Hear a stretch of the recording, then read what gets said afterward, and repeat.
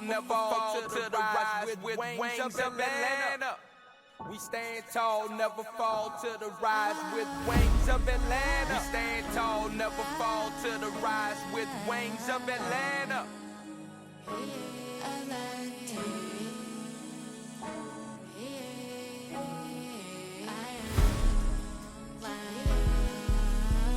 Hi everyone, thank you so much for joining my podcast show as I get ready to wrap up my season 8 of podcasting right here on my podcast that I started. I'm very excited to get to this point where I can talk about my MOLIAE short stories. This is all about my book, so thank you so much for joining my episode here, which is Nichel Anderson Short Stories and Beyond, my podcast, and I want to be able to kind of connect with that and hope that you can connect with it. Beyond my podcast show, I have released music. I have released several things actually on my MOLIAE.com and my MOLIAE World, which deals with my NFTs.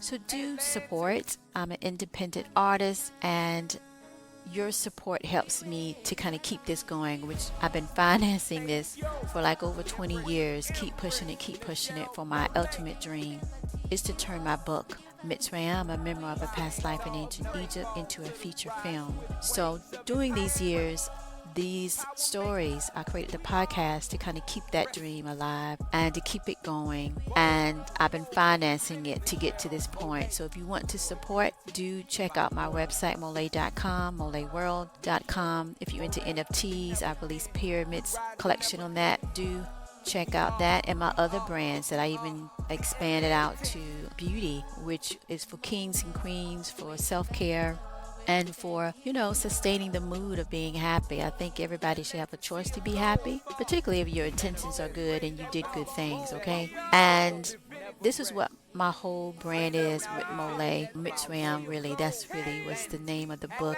a memoir of a past life in ancient Egypt. And you can get that book and do leave a good review. I hope that you enjoy it. I had good reviews and for some reason they just disappeared on one of the platforms of the book sites there. But nonetheless, this is my getting to the point of wrapping up my season, and we're going to get into this. It's been a while since I did MOLIAE short stories, and we're going to talk about episode. Just get a brief what you're going to get today, and then we're going to talk about the previous episode because it's been like a year. I've been doing other things releasing on my podcast show here.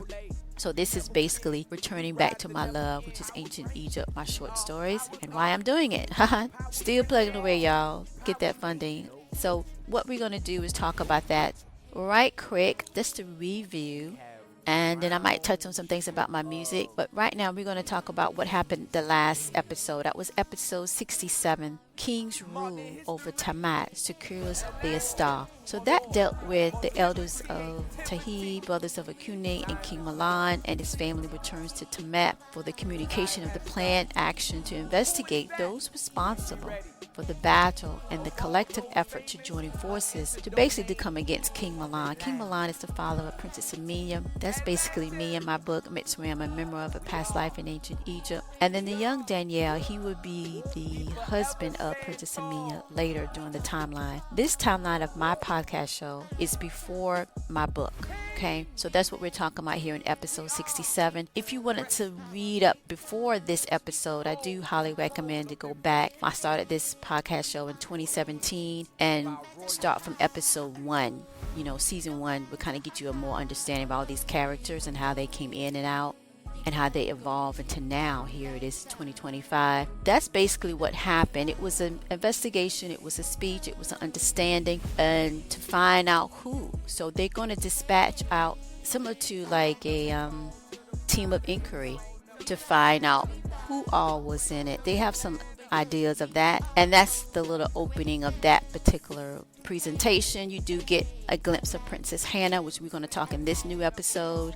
She was present there, and other King Kohan, he's the stepfather of the two young kings that Princess Aamina will end up having to choose. And so that brings in Sabawi, the rich history of that area in Africa there. And so we're going to go forward. And so it kind of taps into the characters really coming into this podcast timeline that's from my book. Some are new characters. The star, what is the star? I never really gave that more detail. That's kind of like a secret. You have to tune in to find out. And it's been going on for several years, y'all. But nonetheless, it's something important that those that was against King Milan, that is the ruler of what we call Egypt today, and the father of Princess Aamina, insight to a whole bunch of things.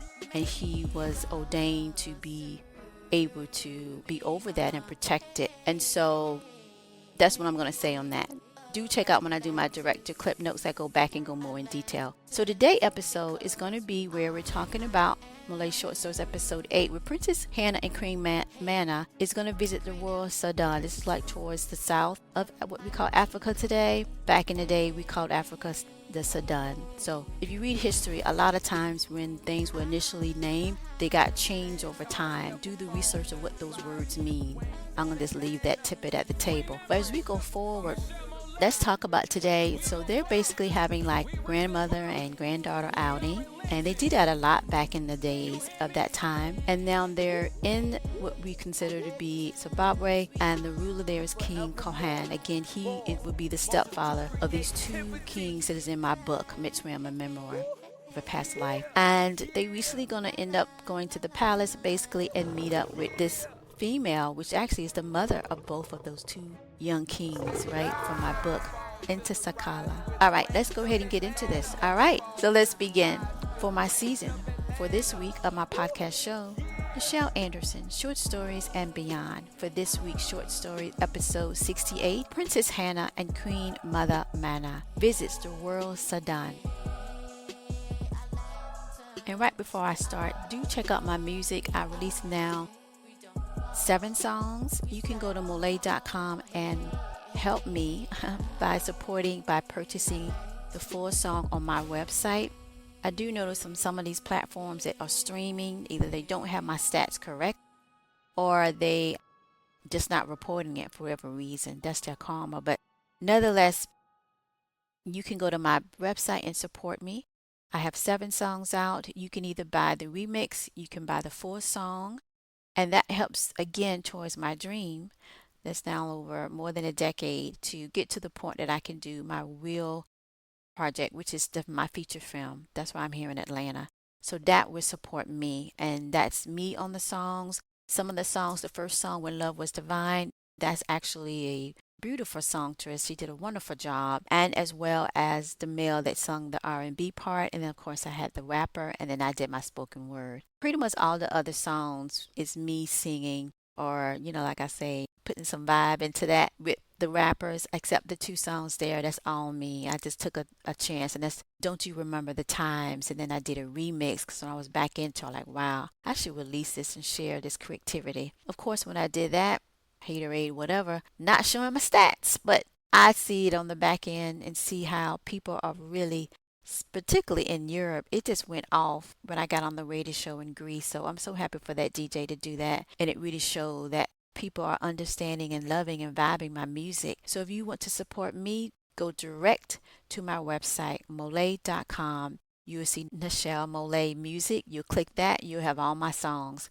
When I release my album, and I'm going to be a separate podcast show, do support me. If I'm asking for that, that means I really do need that support of that 360 to get me on my journey. If you do any type of research, I've been doing this type of platform, giving out free content, working so hard, helping other people on their journey. And now I'm actually just saying to help me if you can. But I know if you're tuning in, particularly you've been following me for a while, you have been either helping me or you still, I guess, in your zone. I'm asking you to not and to help to be in the position to help, or you can recommend or follow.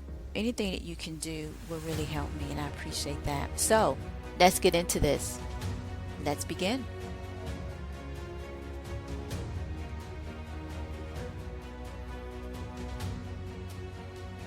Opening scene.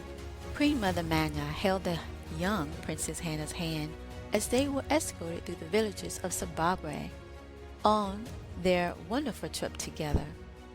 They both were wearing matching colors of navy blue, similar to the crystal blues of the Nile River during the high rim cycle of each song. Their long dresses went to their feet, exposing a peek-a-boo of their toes from their sandals, was excited walking down the lighted path for them with several of the royal Mitzrayim guards of the high official order by King Milan and Queen Hagar. Secret Officer Hakat was there to escort Queen Mother Manya and the young Princess Hannah as they made it to the large hut with the other children in the area. Excited to see the young Egyptian Mitzrayim Princess Hannah, the children was very excited, started jumping up and down, boys and girls, to get a good glimpse of the beautiful young Princess Hannah. They smiled boldly, and she smiled as well, excited to see them, waving her hand. Princess Hannah hugged each one and laughed as they told of their crafts that day and what they could do together. Soon afterwards, Princess Hannah, the same age and cousin from her Ethiopia that also was escorting with them on this trip, were now in the modern times around other children and laughing and enjoying their surrounding. Both of their hair were pulled up in Nubian curls, wearing a coral-colored dress, Princess Hannah, that she was wearing, and they embraced other children and really enjoyed the time. So Princess Hannah's cousin from Ethiopia, she had a beautiful coral dress. She had matching Nubian curls as Princess Hannah, and the sandals were decorated in coral shells that matched the corals decorated in her hair as well. Queen Mana was talking to the elders and was communicating of the community hut needs and their financial goals. They talked to Queen Mana and they said, one of them, "I am pleased of this meeting. Soon more will be given to the aspect of understanding our needs. We appreciate and adore the time that you're giving us to present the overall needs from the last Tsar." Princess Hannah was still smiling and was observing and listening to what was being said to her grandmother. Queen Mana responded to representatives of the hut community and nodded. "We are here to assist and to connect in the order of a two." They both nodded. We could hear Princess Hannah in the back and said, "I love the new tidings over here of what you did for the last meeting and the last assertion of helping others in the community." And I think that the idea of my grandmother to create more opportunities and experiences for the children regarding nature and regarding horses and understanding farming would be great. I love it. It is beautiful what you've done to this community. They both hugged their heart to hear the princess to speak to them in such a glowing way. And they all laughed with Princess Aamina. She giggled and hugged her cousin from Ethiopia as they continued to play with the other children. Just then, a messenger from the royal palace of King Milan entered and requested to give it to Queen Mother Mana. She read that message and then looked up with the secret officer Hakat, speaking of interest. "Is there something you need to reply back, Queen Mother Mana?" She thought for a moment. "I am not sure. It seems that Intakala requests my presence for tea with my granddaughter, Princess Hannah. It is always a challenge dealing with the unlearned of proper manners to life choices that usually entails her." Hakat looked at the letter and nodded, then said, "Do you want me to go to deliver that you will not be attending?" Just then, Queen Mother Mana raised her hand and said, "Nada. I will attend with my granddaughter, Princess Hannah, and I'll come." She handed the letter to the messenger, and he left. As they turned around to face the others and walked further into the community building, Queen Mother Mana said to General Hakat, he said, "The rumors of her aspiration to be one of the great in the eyes of Akune holds true. For surely she knew you were only here for the community villagers and the community effort to bring forth positive outcome of the children and their parents, not to aspire to grant her certification of being the rumored wife, King Khan. Then Queen Mother Mana said, in matters of allegiance with Zimbabwe, I will represent Mitzrayim to adhere to the golden rule of warranty and divinity. We will attend. End scene.